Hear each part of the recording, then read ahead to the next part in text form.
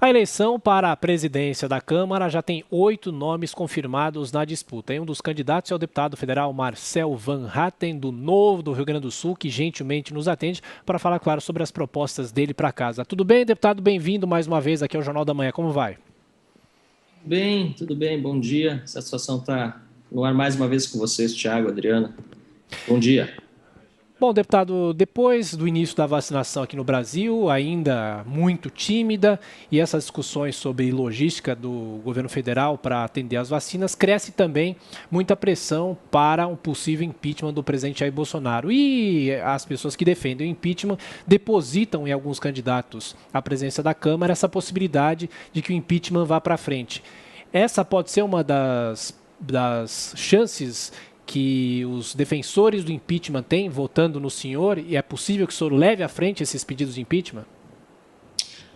Olha, Thiago, na verdade, os pedidos de impeachment que estão protocolados já até agora, de acordo com o próprio presidente Rodrigo Maia, que é um desafeto do presidente Bolsonaro, não tem um crime de responsabilidade claramente definido. Isso é o que o Rodrigo Maia tem dito, né? E a nossa assessoria técnica da bancada do Novo também tem avaliado todos os pedidos para avaliar aquele que eventualmente possa ter a aprovação, né, ou a sua apreciação, a admissibilidade na Câmara dos Deputados. Não é algo que nós vemos nesse momento. Nós entendemos que o impeachment ele não é um recall de um mandato de um presidente eleito democraticamente. O processo de impeachment é um processo que demanda um crime claramente definido de responsabilidade. Agora, realmente há fatos pretéritos aí e que talvez continuem em andamento no Palácio do Planalto que nos ensejam muita preocupação, como, por exemplo, o uso da ABIN para fins pessoais. Nós, da bancada do Novo, inclusive,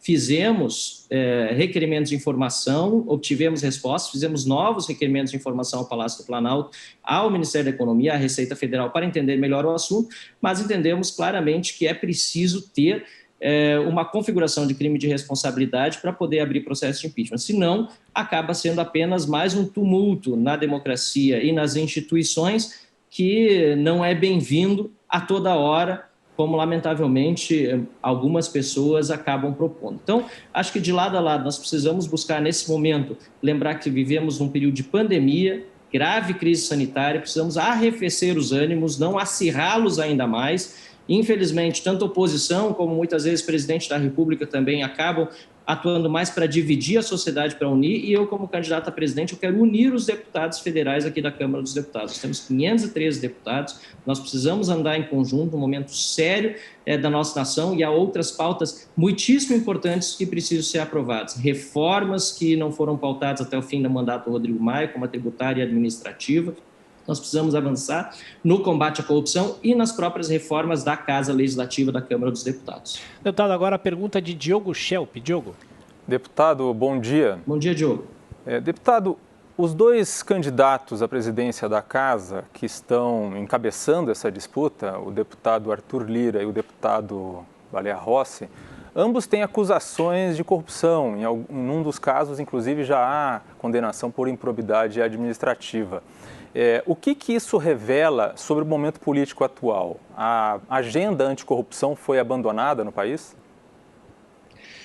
A gente fica muito preocupado com isso. De fato, tudo aquilo que foi prometido na campanha eleitoral passada, pelo menos no que se refere à bancada do Novo, vem sendo cumprido à risca. Então, nós estamos dizendo nessa campanha que é preciso olhar para o currículo dos candidatos e ver aqueles que realmente têm compromisso com o combate à corrupção. Nós votamos contra o juiz de garantias, que, independentemente, né, do conceito, foi inserido no pacote anticrime só para atrasar a Lava Jato, só para atrasar as atuais operações de combate à corrupção. Nós somos contra a lei de abuso de autoridade. De novo, nós não somos a favor de abuso de autoridade nenhuma, nós somos contra tentar amordaçar quem está fazendo investigação. Nós fomos, ao longo desse período, contra uma série de outras medidas, como a retirada do COAF do Ministério da Justiça, enquanto os outros dois candidatos que têm mais sido mencionados na mídia, têm maior apoio de partidos políticos, foram a favor dessas medidas. Então, de fato, se nós olharmos para o currículo dos candidatos, e sem falar na questão realmente criminal, como você trouxe aqui, a nossa candidatura é a que mais traz a certeza de que nós vamos seguir naquilo que em 2018 foi eleito como pauta prioritária para o Brasil, que foi o combate à corrupção. E, deputado, o senhor chegou a citar que o Poder Legislativo estaria muito submisso ao Judiciário, que inclusive Câmara e Senado estavam praticamente se tornando vassalos do STF, e exaltou a importância da pressão popular no recente caso em que cogitou-se Rodrigo Maia e Alcolumbre a reeleição nas presidências. Até quanto o senhor acha que realmente a voz das ruas do povo interfere nas decisões no Congresso e como a Câmara poderia ter uma conduta mais independente do Supremo? O que está acontecendo é muito sério e não é de hoje, já é de alguns anos, mas vem se deteriorando a relação entre os poderes, né? Se deteriorando em determinados momentos e em outros, e justamente por causa da confusão das funções, né, de cada um dos poderes. O Tribunal Constitucional é um tribunal que deve avaliar a constitucionalidade das leis aprovadas pelo Parlamento e não legislar. Não deve alterar aquilo que está na Constituição, né? Num verdadeiro golpe, a vontade do Constituinte lá atrás, quando, por exemplo, tentou-se interpretar de outra forma aquilo que está claramente expresso na Constituição, ou seja, que não há reeleição durante uma mesma legislatura para a Câmara ou para o Senado. E, infelizmente, nós estamos vendo, de fato, muitos acordos de bastidor feitos entre deputados e ministros do Supremo Tribunal Federal, sobreporem-se àquilo que diz a Constituição da República Federativa do Brasil. Isso nós não podemos aceitar. E o presidente da Câmara dos Deputados é a pessoa que mais poder detém no país para poder botar a bola no meio de campo e dizer: nós somos a representação da vontade do povo, nós estamos aqui em uma democracia representativa, democracia constitucional, ou seja, que tem uma Constituição, uma democracia liberal, ou seja, em que as garantias fundamentais, as liberdades individuais são respeitadas. Nós, deputados federais, somos o poder constituinte e o poder que emana no povo é representado nas nossas ações. E por isso nós queremos dar um basta nessa relação que há, muitas vezes promíscua, entre os poderes e que não pode prosperar. Deputado Marcel Van Hatten, duas questões falando sobre o formato dessa votação no Congresso Nacional. Primeiro, há uma discussão sempre, a cada 2 anos, se essa votação deveria ou não ser aberta. E a discussão específica desse ano é se a votação deveria ser presencial ou não, se poderia ser remota por causa da pandemia. Quais são as duas posições do senhor em relação a isso? Tiago, de fato, a pandemia está gerando desafios para todos nós, né? É uma situação delicada.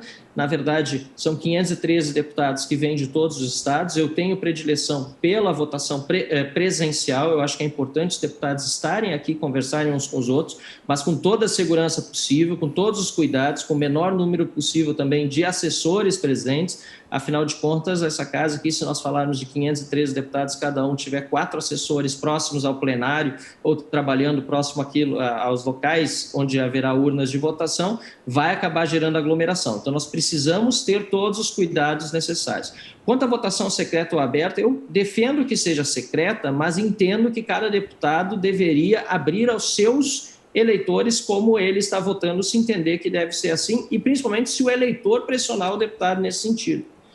Acho que o voto secreto, ele protege o eleitor como ele protege o eleitor na votação geral que nós participamos, né? O voto secreto foi uma conquista do cidadão brasileiro, aliás, em todo o mundo. Nós temos o voto secreto em eleições, que é diferente de voto em temas, como projetos de lei, etc., que aí sempre precisa ser aberto.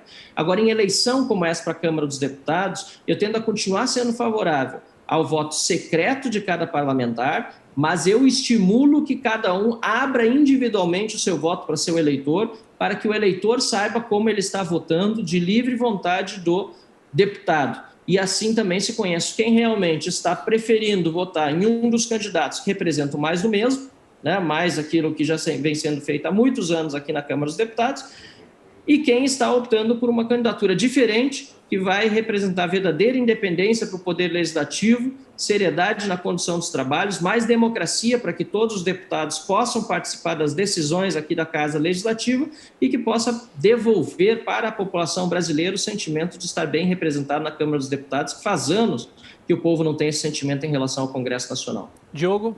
Deputado, o senhor colocaria na pauta de votação uma extensão do auxílio emergencial? Depende de como o governo vai encaminhar esse assunto agora nos próximos meses. Nós temos uma situação muito difícil fiscalmente, nós precisamos estar atentos ao teto de gastos, não estamos mais na PEC do orçamento de guerra que antes vigorava. Nós precisamos ter essa noção de que qualquer auxílio a mais do que aqueles que já são concedidos hoje, nós já temos auxílios aos mais vulneráveis, como o Bolsa Família, eles vão ser pagos por nós mesmos e principalmente pelos mais pobres de todos os brasileiros ao longo dos próximos anos e décadas. Nós estamos com um nível de endividamento histórico, é algo de que nós não temos muito como fugir por conta da pandemia, mas nós precisamos ser mais criativos na solução para estimular a volta do emprego no nosso país e garantir uma retomada menos artificial, né, das condições sociais da população brasileira. Então vai depender de como o governo conduzir esse processo. É claro que é algo que a gente precisa discutir com todos os partidos políticos, a necessidade ou não de fazer um novo auxílio emergencial, mas é preciso ter, a meu ver, em primeiro lugar, profunda responsabilidade com as contas públicas que, no fundo, são lastreadas no dinheiro que o pagador de impostos dá para o governo e que já não existe, já é todo ele, né, hoje impresso praticamente, né, hoje o dinheiro que nós temos todo lastreado em dívida a ser pago no futuro. Deputado, o senhor já se mostrou também a favor das privatizações, inclusive ao criticar o presidente Jair Bolsonaro, a postura dele com relação à desestatização da CEAGESP, dizendo que ele foi contraditório nos posicionamentos, e também o senhor vem dizendo com frequência sobre a importância das reformas para o nosso país, disse até que, se presidente da Câmara, gostaria de ver a reforma tributária aprovada já em fevereiro. Acha que esse prazo seria possível mesmo? Sem dúvida, acho que a gente precisa começar a agilizar aquilo que está parado na Câmara, né? Nós somos um partido independente, a gente não tem problema em elogiar quando o governo tem méritos e criticar quando ele age contrariamente àquilo que estava previsto, né, na campanha eleitoral. Nós já elogiamos a aprovação da reforma da Previdência, já dissemos também que uma série de estatais foram blindadas, o que foi muito importante para que a corrupção que havia anteriormente não se tornasse mais uma vez nesse governo regra, né? Claro que a gente não tem controle sobre tudo o que está acontecendo, a gente precisa manter a fiscalização constante e a gente, como bancada independente, tem feito requerimentos de informação toda vez que a gente acha que há indícios de irregularidades em algum lugar. Agora, quanto às privatizações faltantes, nós até continuamos muito críticos ao fato de que algumas delas já deveriam ter sido pautadas e não foram. Por exemplo, a privatização dos Correios.